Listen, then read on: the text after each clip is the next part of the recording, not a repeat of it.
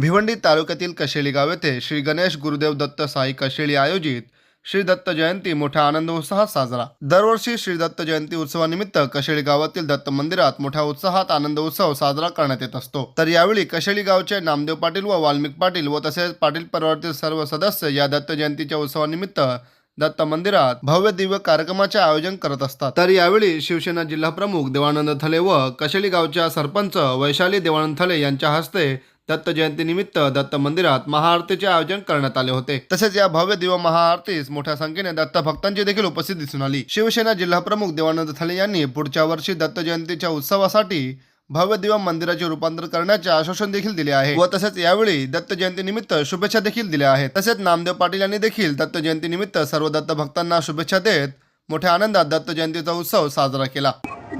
दत्त जयंती निमित्त महाराष्ट्रवासियांना सर्व नागरिकांना माझ्याकडनं मनापासून शुभेच्छा। आज भक्तिभाव असं जे बोलतो आपण आणि आयुष्याच्या प्रत्येक माणसाच्या मागे गुरु असतो। जसं नामदेव शेठ यांनी सांगितलं की त्यांच्या मागे गुरु म्हणून मी आहे, माझ्या मागे गुरु म्हणून आमचे आदरणीय लोकनेता एकनाथ शिंदे साहेब आहेत। प्रत्येक माणसाच्या आयुष्यामध्ये गुरु असतो आणि या मंदिराचं महत्वाचं जे आपण वैशिष्ट्य ऐकतो की कुठेही प्रस्थापित गुरुदत्तांची मूर्ती असते, पण खऱ्या अर्थानं या मंदिराची ओळख करायची म्हणजे हे मंदिर बनवण्याचं कारण जे होतं ते नामदेवराव यांचे मोठे बंधू वाल्मिक दादा, त्यांना मी इकडे बोलवेन। खऱ्या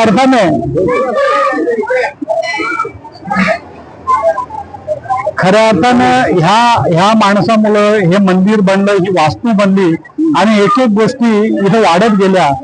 आता ही आमची चर्चा होताना प्रथम ही झाडाखाली मूर्ती ठेवण्यात आली, त्याच्यानंतर नामदेव शेठने छोटस मंदिर असं उभारलं आणि त्याच्यानंतर मोठं उभारलं।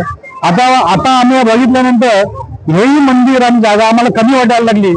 आजच्या दिवशी आमची चर्चा झाली की पुढच्या वर्षी सगळे लोक येणार, इथे चांगलं भव्य मंदिर उभारलेलं असेल अशा माझ्या त्यांना आजच्या दिवशी शुभेच्छा असतील। ग्रामस्थ या कशेळी काल्हेर भागातून मोठ्या प्रमाणात येतात आणि एक पॉझिटिव्ह वास्तू ही आहे की ज्याच्यामध्ये आल्यानंतर मनाला समाधान वाटतं। आणि योगायोगाने मी मिटिंगसाठी ठाण्याला असताना नामदेव पाटील यांचा फोन आला की साहेब तुम्ही आरतीला येणार का? तर मी बोललो नक्की पोहोचतो आणि मला आज आरतीचा लाभ मिळाला, मनाला समाधान वाटलं आणि त्यांनी माझ्याकडनं शब्द घेतला की आता प्रत्येक वर्षी गुरुदत्तांची आरती माझ्या हातून होणार, तर हा आनंद मला जास्त आहे आजच्या दिवशी। ना आता गुरुदत्त जयंती या भागामध्ये जोरात केली गेले। आता आपलं शंकरांचं मंदिर रुद्राक्ष पार्क महाशिवरात्र एवढी जोरात होते, अजूनही लोक म्हणजे वाट बघत बसतात की महाशिवरात्र आम्ही आमची यात्रा भरायची त्या पद्धतीनेच भरवतो। आणि इथं भक्तजन इथला जो वर्ग राहणारा तो खरोखर मोठ्या प्रमाणात येतो। गेल्या वर्षी तर मला वाटतं 4-5 हजार लोक होती आणि सगळ्यांनी महाप्रसादाचा लाभ घेतला। तर मला वाटतं आणि ह्या भागात तुम्ही बघा ना, म्हणजे देवाचं सगळीकडे जे बोलतो आपण की पॉझिटिव्हनेस ते आहे।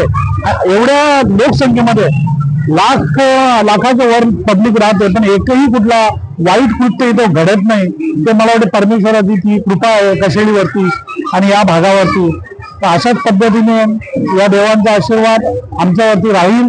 इथल्या लोकांना जास्तीत जास्त चांगल्या सुविधा कशा देता येतील यांच्यासाठी आमचा प्रयत्न असतो आणि इथले आमचे ग्रामस्थ आमचे गावकरी सगळे मिळून लोकांना सहकार्य करतात। त्यामुळे इथे या वास्तूमध्ये प्रत्येकाला चांगला अनुभव आलेला आहे।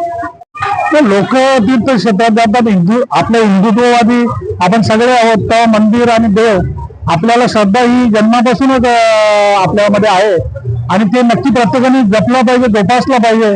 कारण माणूस जेव्हा पाप पुण्याला घाबरतो तेव्हा काहीतरी त्याच्या आपण चांगलं होत असतं, वाईट कृत्य होत नाही।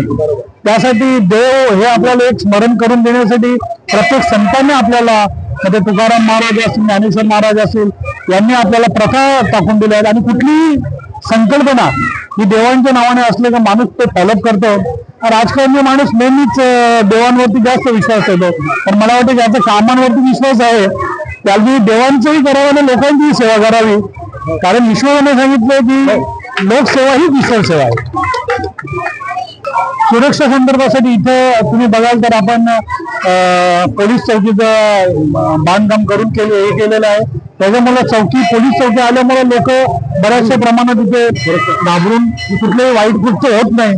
आणि दुसरी गोष्ट, लोकांना आम्ही हेच सांगणार की एवढ्या मोठ्या प्रमाणात लोकवस्ती वाढलंय की महानगरपालिकेलाही कंट्रोल होणार नाही एवढी लोकवस्ती आहे. तेव्हा प्रत्येकाने स्वच्छतेचं ध्यान ठेवावं असं मला वाटतं. कारण आम्ही आता रस्त्याने जाताना बघतो कचऱ्यापासून आम्ही खूप परेशान झालेलो आहोत आणि त्याच्यासाठी एवढे उपाय केले पण त्या उपायाने यश येत नाही. पण मला वाटतं आपण आपला परिसर, आपला घर समजून चालायला पाहिजे आणि यापुढे कचऱ्यावरती प्रत्येकाने नियंत्रण ठेवला पाहिजे असं माझं सगळ्यांना